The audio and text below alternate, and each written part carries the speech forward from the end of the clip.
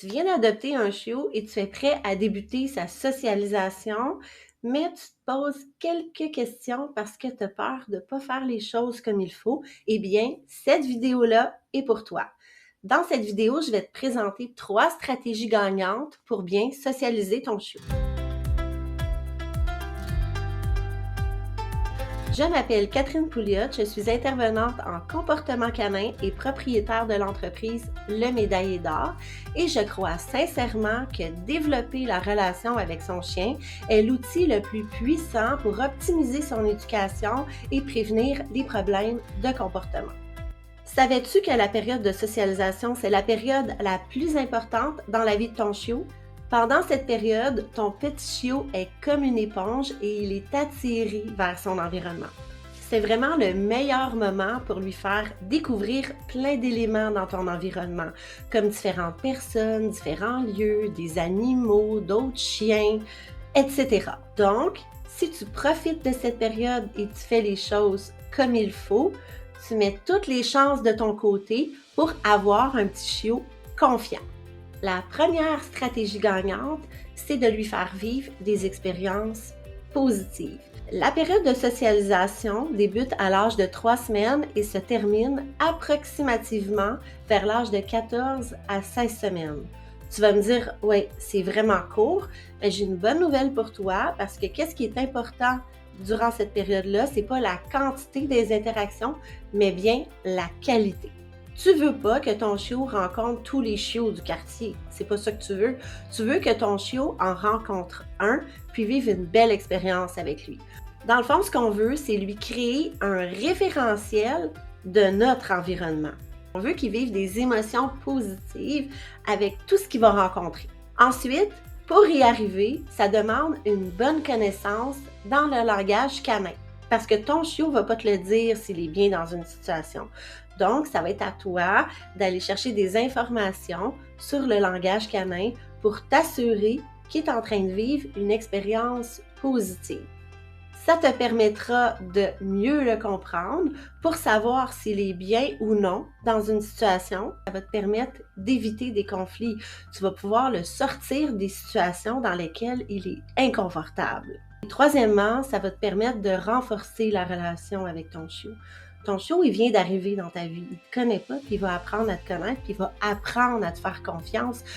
Et pour lui faire vivre des expériences positives, il faut que tu crées des associations positives.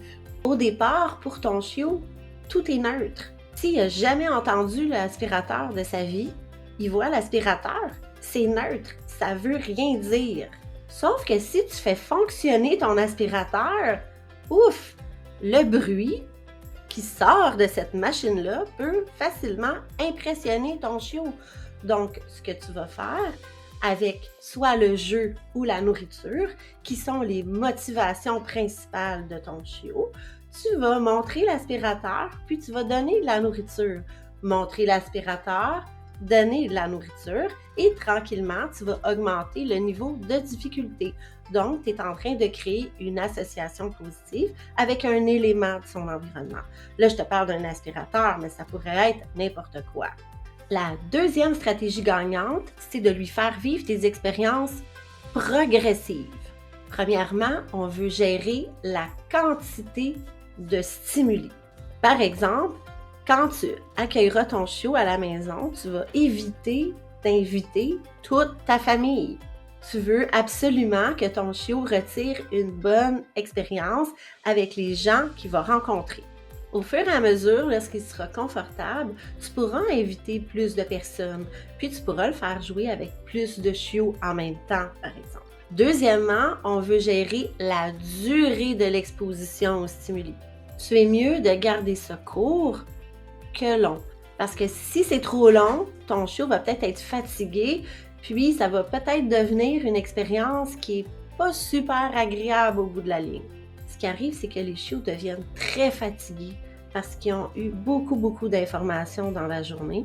Puis, ça peut créer des petits comportements indésirables, comme beaucoup de mordillements en soirée, etc.